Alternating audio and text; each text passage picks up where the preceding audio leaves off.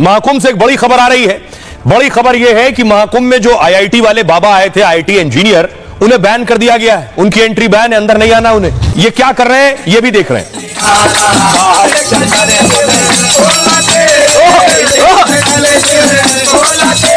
तो आईआईटी वाले बाबा हैं जिन्हें बैन किया गया है, आखिर क्यों उन्हें अखाड़े से निकाला गया है? आईआईटी मुंबई से पढ़े अभय सिंह की महाकुंभ में खूब चर्चा हो रही है। अपने बयान और अंदाज से आईआईटी बाबा सुर्खियों में है लगातार, और खबर है कि आईआईटी बाबा को जूना अखाड़े से निकाल दिया गया है। उनके दोबारा अखाड़े में आने पर भी बैन लगा दिया गया है। जूना अखाड़े की अनुशासन समिति ने यह कार्रवाई की है। आरोप है कि आईआईटी बाबा ने गुरु के लिए अपशब्द कहे, बार बार अपने माता पिता का भी अपमान किया है इन्होंने। अनुशासन समिति ने इसे साधु सन्यासी परंपरा का उल्लंघन बताया है। कहा सन्यास में अनुशासन और गुरु के प्रति समर्पण जरूरी है, और इसका पालन न करने वाला सन्यासी नहीं बन सकता है।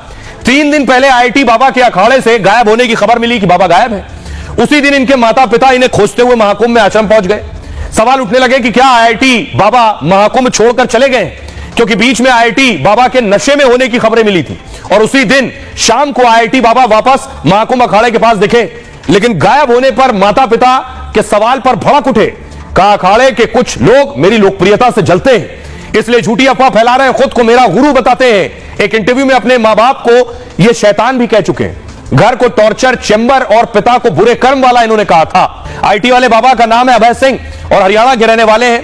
स्पेस इंजीनियरिंग की पढ़ाई में होशियार अभय ने अच्छे नंबरों से आईआईटी पास की। पूरे देश में चर्चा होने लगी कि एक शख्स आईआईटी से आया है और सब कुछ छोड़कर अध्यात्म की दुनिया में आ गया है। आईआईटी पास करते ही कनाडा में उन्हें अच्छी नौकरी भी मिल गई। लेकिन अभय सिंह आईआईटी बाबा का 36 लाख रुपए का पैकेज था, नौकरी छोड़ दी।